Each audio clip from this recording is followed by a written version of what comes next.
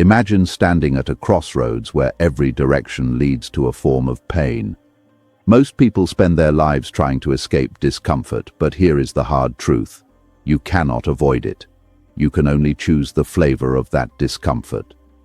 Jim Rohn famously said that we must all suffer one of two things: the pain of discipline or the pain of regret. One is a light weight carried daily, the other is a crushing burden that lasts a lifetime. Today, we are diving deep into how to choose the right burden so you don't wake up 20 years from now wondering where your potential went.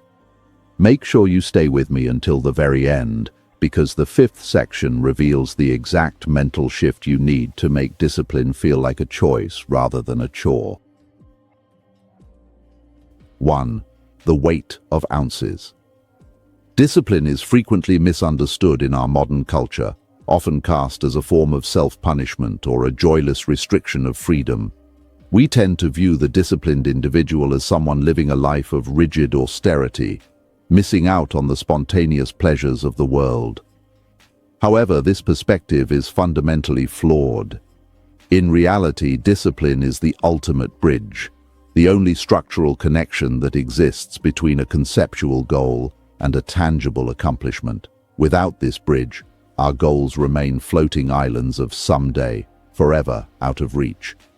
Discipline is not the enemy of freedom, it is the architect of it. By managing the small details of our lives today, we create the liberty to enjoy our lives tomorrow. The beauty and the challenge of discipline lie in its scale. Jim Rohn famously noted that discipline weighs ounces. It is composed of small, almost invisible habits that we perform every single day, often when no one is watching and there is no immediate applause. These ounces are found in the extra 30 minutes of reading a book that expands your perspective rather than scrolling through a mind-numbing social media feed. They are found in the quiet choice to choose a nutritious meal over a convenient but detrimental one. These are not heroic acts that require a surge of adrenaline. They are subtle choices that require a steady pulse of intent. Consider the commitment to making one more sales call when your energy is flagging and the day is winding down. That single call represents only a few ounces of effort. It is the mild sting of saying no to a distraction that promises immediate comfort but offers no long-term value. These small weights are manageable and predictable. Because they are light, we often make the mistake of thinking they are optional. We assume that skipping a few ounces of discipline today won't matter in the grand scheme of things. Yet, it is precisely the consistent application of these small pressures that builds the muscle of character. Character is not forged in a single moment of crisis. It is manufactured in the thousands of quiet moments where we choose the ounce of effort over the ounce of ease. The cumulative nature of these ounces is what eventually creates a life of substance. When you consistently carry the weight of discipline, you are training your mind to prioritize the future self over the present self. This neurological shift is profound. It transforms the way you perceive challenges. Instead of seeing obstacles as threats, you begin to see them as weights to be lifted, opportunities to strengthen your resolve. The person who handles the ounces with grace and consistency eventually finds that they can carry much heavier loads with ease. They become the kind of person who can be relied upon, both by others and, more importantly, by themselves. Furthermore, the weight of discipline is a protective measure. It keeps us anchored in reality.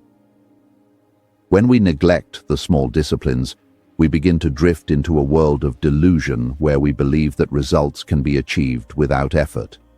This drift is dangerous because it detaches us from the law of cause and effect. By embracing the ounces, we remain tethered to the truth that progress requires a price. We acknowledge that while the alarm clock might have a mild sting, that sting is a reminder that we are alive, we have purpose, and we have a life worth waking up for. Discipline is the price of admission to the theater of greatness. 2. The weight of tons. If the weight of discipline is measured in ounces, the weight of regret is measured in tons. Regret is not a sharp, immediate pain that helps you grow. It is a heavy, crushing realization that settles into the bones. It is the awareness that you possess the necessary talent, the available time, and the golden opportunity, but you lacked the internal will to act. While the pain of discipline is a productive heat that tempers the soul like steel, the pain of regret is a cold, hollow vacuum that consumes your peace of mind. It is the could have, should have, and would have that echoes through the corridors of a person's later years, growing louder as the time to make amends grows shorter. The unique cruelty of regret is that it is a debt paid with interest for the rest of one's life. When we skip the small price of consistency in our youth or in the prime of our careers, we aren't actually saving ourselves from pain. We are simply deferring that pain and allowing it to compound. The interest on regret is the loss of self-respect, the erosion of confidence, and the haunting vision of the person we were meant to become. In the quiet moments of reflection, regret reminds us that we traded a legacy for a temporary comfort, a trade that, in hindsight, looks like a tragedy. You can choose to pay the small price of a workout today, or you can pay the massive price of a failing body and a frustrated spirit 20 years from now. Regret is also profoundly isolating. While we can share our successes and even our current struggles with discipline with others, the weight of regret is often a burden carried alone. It is a private museum of missed chances. We look back at the risks we didn't take, the words we didn't say, and the work we didn't finish. This weight can become so heavy that it prevents a person from taking new risks in the present. They become paralyzed by their past failures of will, fearing that any new effort will only lead to more regret. Thus, the weight of tons doesn't just crush the past, it can effectively bury the future. We must also recognize that regret is irreversible. Time is the one resource that cannot be earned back or replenished. Once the window of opportunity closes, the weight of regret for not jumping through it becomes permanent. This is why the sting of discipline is so much more preferable. The sting of discipline lasts for a moment. The hour in the gym, the evening spent studying, the difficult conversation. But the satisfaction of that discipline lasts forever. Regret, conversely, provides a moment of ease followed by a lifetime of what if. It is a heavy price to pay for a very cheap thrill. To avoid the weight of tons, one must develop a visceral distaste for the easy out. We must learn to fear regret more than we fear the effort of discipline. We should envision ourselves at the end of our lives, looking back. What will we wish we had done? Will we be glad we slept in? Or will we wish we had built that business? Will we be glad we stayed silent to avoid conflict? Or will we wish we had stood up for our values? By bringing the weight of the future into the present, we can find the strength to handle the ounces of today, ensuring that our later years are filled with the light air of satisfaction rather than the heavy smog of disappointment. 3. The danger of the easy path. The easy path is one of the most sophisticated deceptions in human existence. It is paved with immediate gratification, low resistance, and the seductive promise of comfort. On the surface, the easy path looks like the smart choice. After all, why should we struggle when we could relax? Why should we strain when we could coast? However, the easy path is a geographical illusion. It feels like a descent into a lush valley, but it is actually a slow slide into a deep canyon from which there is no easy escape. The easy path is hard later, while the disciplined path is hard now but easy later. Jim Rohn famously warned about the danger of neglect, which is the primary characteristic of the easy path. Neglect does not announce itself with a trumpet blast. It begins as a single tiny weed in the garden of your life. If you have the discipline to pull that weed out the moment it appears, the task is effortless. But the easy path suggests you can do it tomorrow. It suggests that one little weed doesn't matter. The danger is that weeds are not static. They are biological engines of multiplication. If you don't use the discipline to maintain the garden today, You will eventually find yourself standing in a wilderness of your own making, overwhelmed by the sheer volume of work required to reclaim your life. The easy path effectively numbs our senses to the gradual erosion of our standards. This is the boiling frog syndrome of human potential. If you were to lose all your health, your savings, and your relationships in a single afternoon, you would be outraged and take immediate action. But the easy path takes these things from you in microscopic increments. It takes $1 here, a minute there, and a small compromise of integrity somewhere else. Because the change is so slow, you don't notice the weight of neglect accumulating until it has reached the scale of tons. The ease of today becomes the trap of tomorrow, locking you into a lifestyle of mediocrity that you never consciously chose. Furthermore, the easy path robs us of our capacity for resilience. When we always choose the route of least resistance, our mental and emotional muscles atrophy. We become fragile. The smallest inconvenience starts to feel like a major catastrophe because we have no experience in overcoming difficulty. In this state, the difficult destination of an unfulfilled life becomes inevitable. We find ourselves in our middle years lacking the skills, the resources, and the character to handle the real storms of life. The person who chose the hard path of discipline, however, has been weathered. They have developed a ruggedness that makes the rest of their journey feel manageable, even enjoyable. Choosing the easy path is ultimately an act of self-betrayal. Deep down, every human being knows they are capable of more.